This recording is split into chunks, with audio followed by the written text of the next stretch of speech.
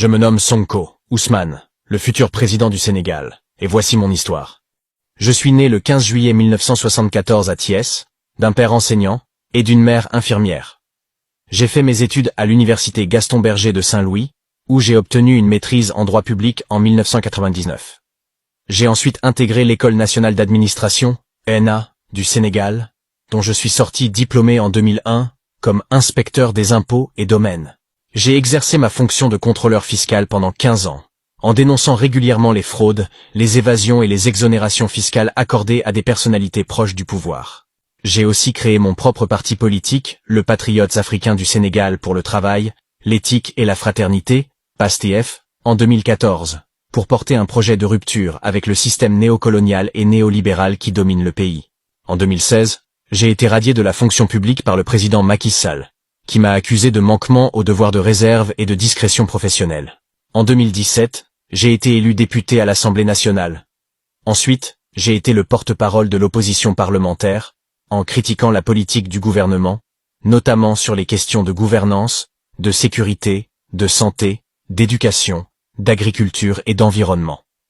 J'ai aussi déposé plusieurs propositions de loi, comme celle visant à instaurer un impôt sur la fortune.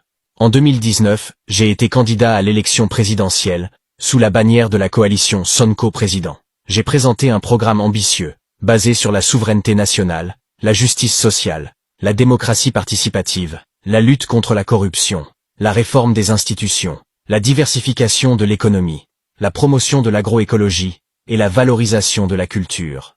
J'ai obtenu 15,67% des voix, me classant 3e derrière Idrissa Seck et Macky Sall.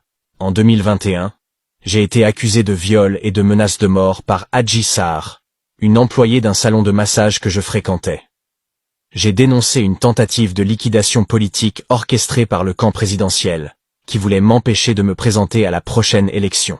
J'ai refusé de répondre à la convocation de la justice, en invoquant mon immunité parlementaire. J'ai été arrêté le 3 mars 2021, lors d'une manifestation de mes partisans, qui a dégénéré en affrontement avec les forces de l'ordre.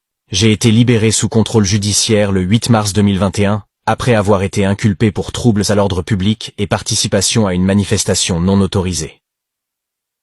J'ai comparu devant la chambre criminelle de Dakar le 1er juin 2021, pour répondre aux accusations de viol et de menaces de mort. J'ai été acquitté de ces chefs d'inculpation, mais condamné à 2 ans de prison ferme pour corruption de la jeunesse, assorti d'une amende de 600 000 francs CFA. J'ai fait appel de cette condamnation, qui met en péril ma candidature à l'élection présidentielle de 2024. Je continue de clamer mon innocence, et de dénoncer un complot politique visant à m'éliminer de la scène politique. Je reste le leader du PASTEF, qui est le premier parti d'opposition du pays, selon les derniers sondages. Je suis aussi le maire de la ville de Ziguinchor, depuis les élections locales de 2022, où j'ai battu le candidat du parti au pouvoir.